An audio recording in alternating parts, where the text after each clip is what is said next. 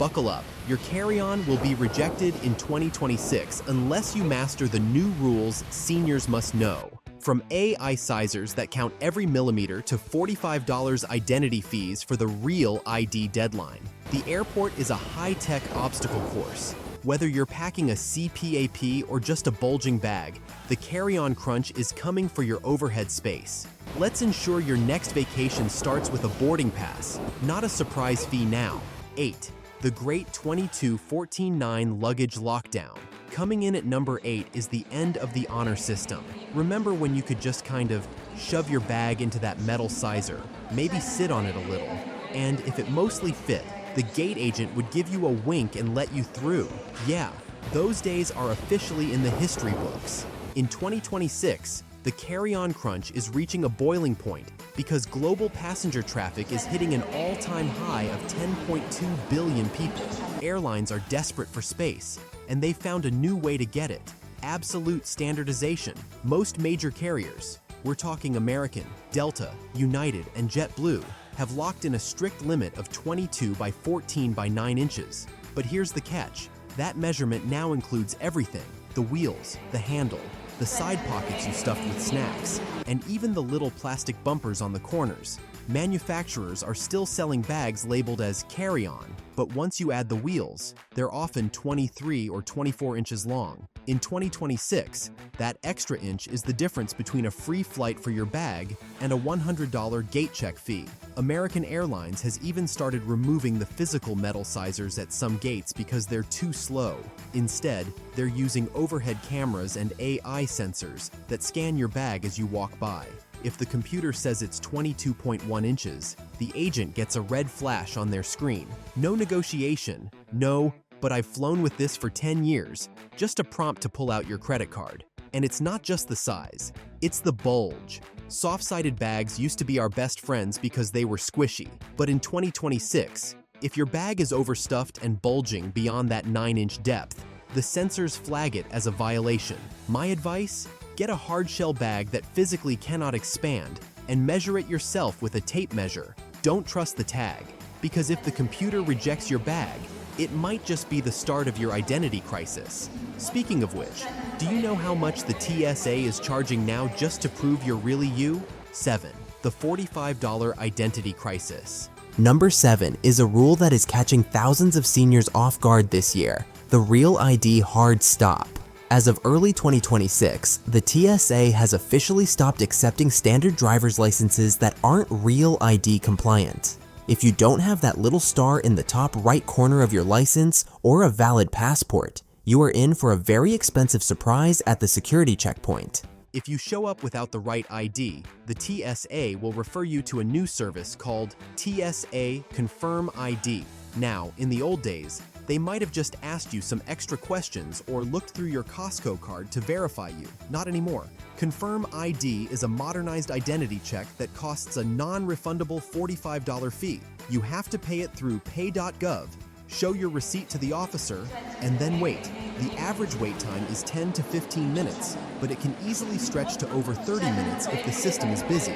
And here's the kicker: paying the $45 doesn't even guarantee they'll let you through. If they can't verify your identity to their satisfaction, you're not getting on that plane, and you're not getting your $45 back. This fee is specifically designed to be a deterrent. The government wants you to get that real ID or use a passport. For seniors who might have missed the news or had their DMV appointments delayed, this is a major pitfall. Imagine being the person holding up the line while you try to navigate a government payment website on your phone. Not fun. So check your wallet right now.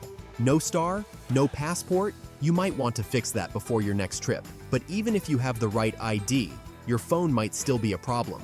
Did you hear about the new power lockdown on international flights? 6. The Lithium power lockdown. At number 6, we're talking about those little bricks of gold we all carry: power banks. In 2026, the rules for lithium-ion batteries have gone from be careful to strict lockdown. We're seeing a record number of battery incidents, about 2 per week globally. Because of that, major airlines like the Lufthansa Group, which includes Lufthansa, Swiss, and Austrian, implemented a total ban on using or charging power banks while on board as of January 2026. You can still bring them, but they have to stay in your carry-on. They must be powered off. And this is the big one. They are strictly prohibited from being stored in the overhead bins. Why? Because if a battery starts a fire in a closed bin, the flight crew might not smell the smoke until it's too late. They want those batteries in the seat pocket or under the seat where you can see, smell, and report any thermal runaway immediately. And don't even think about putting a power bank in your checked luggage. That is a massive no-go in 2026. If security finds one in your suitcase, they'll pull it out, and you likely won't see it again. Most airlines limit you to 2 power banks, and they have to be under 100 watt-hours. If you've got one of those big laptop charging batteries that's between 101 and 160 watt-hours, you now need prior approval from the airline to even bring it on board. Middle CTA. We're halfway through the countdown.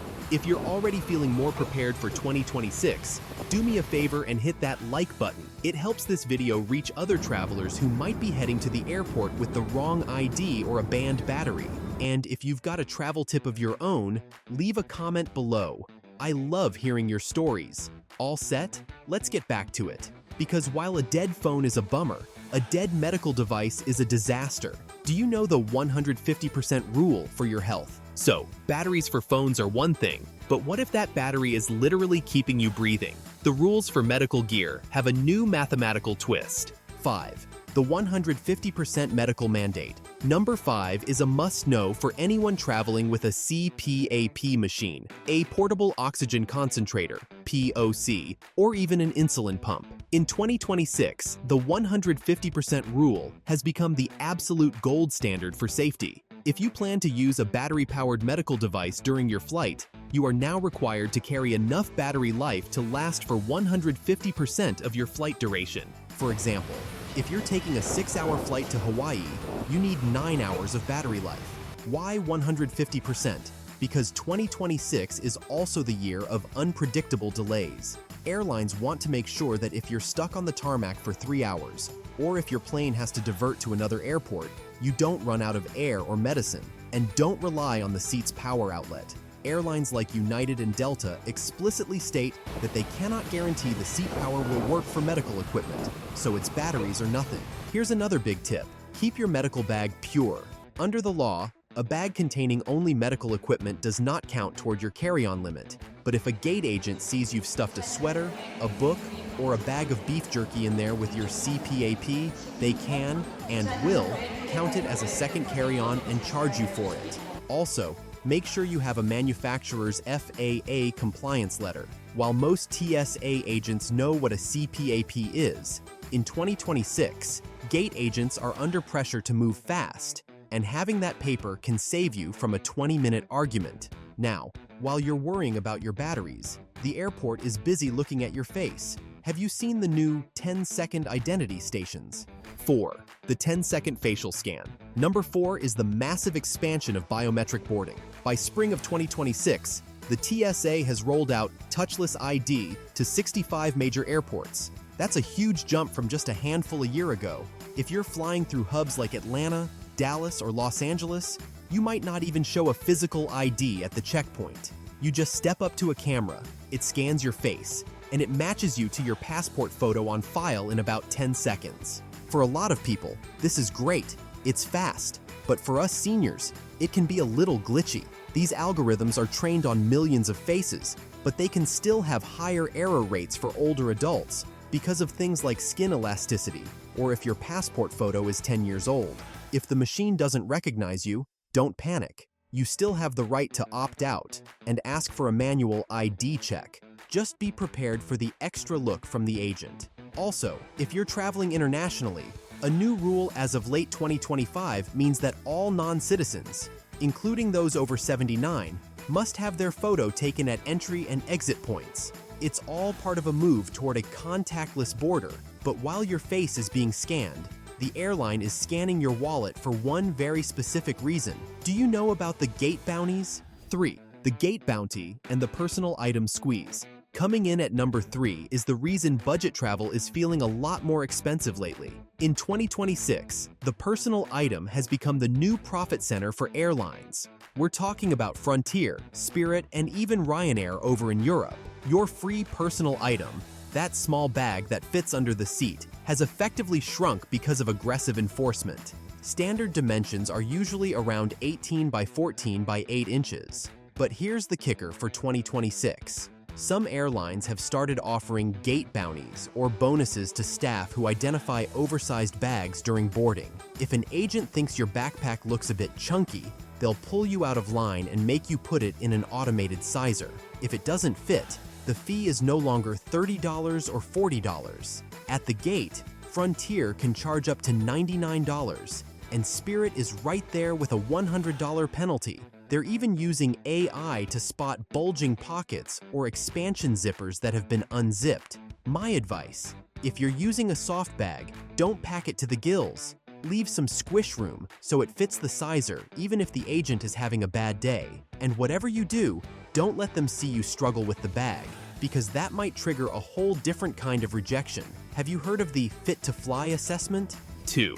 The Fit to Fly subjective test. Sliding into number 2 is a rule that's less about what's in your bag and more about how you look walking up to the gate. Travelers have started calling it the Fit to Fly assessment, and it's been lighting up travel forums lately, especially among older passengers. Here's the deal. Airline staff have always had the authority to deny boarding to someone who appears too ill or physically unable to travel safely. That's not new. What is new is the increased emphasis on subjective observation. In 2026, more gate agents and ground staff are being trained to notice things like balance issues, visible disorientation, extreme fatigue, or signs that a passenger may struggle during the flight.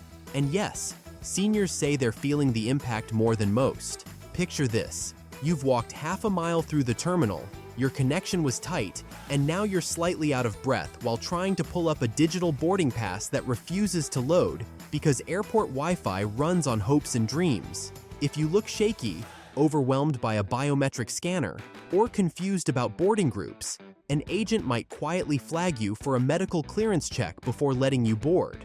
That sounds intimidating, but here's the empowering part. You can control the optics. If you have any mobility limitations, stamina issues, or medical conditions that make long airport walks tough, don't try to power through it just to look fine. Request wheelchair or cart assistance in advance. It's free at airports, and it sends a very different message to staff. Instead of appearing distressed and struggling at the gate, you arrive supported, on time, and looking composed. That signals you're a prepared traveler who understands your needs, not someone in medical trouble. Confidence also matters. Move with purpose, keep documents ready, and don't hesitate to ask staff for help early, rather than at the last second while visibly stressed. So while the Fit to Fly trend can feel unsettling, it's really about presentation and preparation. And when handled right, it can actually make your airport experience smoother, not harder. Now, with that handled, let's get to the #1 rule of 2026. And it's actually great news, as long as you know how to avoid the trap. 1. The 2-liter revolution and the return leg trap. And the #1 reason your carry-on rules are changing in 2026? The end of the dreaded 100 milliliters liquid limit. After 2 decades of tiny shampoo bottles, quart-sized zip bags, and frantic repacking at security, we're finally seeing a major shift. And it's a game changer. Thanks to upgrades in computed tomography, CT scanners, several major global hubs have officially ditched the 100 milliliters rule. As of January 23, 2026, airports like London Heathrow, joined by Birmingham and Edinburgh, now allow containers up to 2 liters in your carry-on. That's right, full-size toiletries, a big bottle of sunscreen, even generous wine bottles, as long as they're secure, can ride with you through security. You no longer have to unpack everything into see-through bags, and you can leave your laptop in your suitcase too. The result? Security lines move faster, stress drops, and for many travelers, it feels like a return to the golden age of travel. But, and there is a big but, not all airports have these new scanners yet. Enter the return leg trap. If you leave from a high-tech hub like Heathrow with a ginormous bottle of French lotion or a 2-liter soda, and your return flight connects through a smaller airport still using the old systems, your beloved bottle might be confiscated on the way back. That luxury sunscreen you didn't have to dump on departure? Gone before you hit customs at your connecting airport. The rule is simple. Always check the liquid limits for both ends of your journey. Here's another quick tip. Even at airports with 2-liter allowances, some items still cause hesitation. Vacuum flasks and insulated metal water bottles, the fancy double-walled kind, can confuse CT scanners. The layering makes it hard for 3D imaging to see inside, so officers may ask you to empty them before screening. So yes, the liquid revolution is here, and it's making travel less of a packing puzzle. Just be aware of where you're going and what technology awaits you on the return leg. Safe and less stressful, skies ahead. Whew, that was a lot, wasn't it? But now you're in the top 1% of prepared travelers for 2026. To make sure you've got all this down, I've put together a 2026 senior travel cheat sheet that you can download in the link in my description. It's got all the dimensions, battery limits, and ID requirements in one easy-to-read page. If this video helped you feel more confident about your next trip, please share it with a friend who loves to travel. And don't forget to subscribe so you're always the first to know when the rules change again. Because in this industry, they always do. Safe travels, everyone, and I'll see you at the gate with a compliant bag.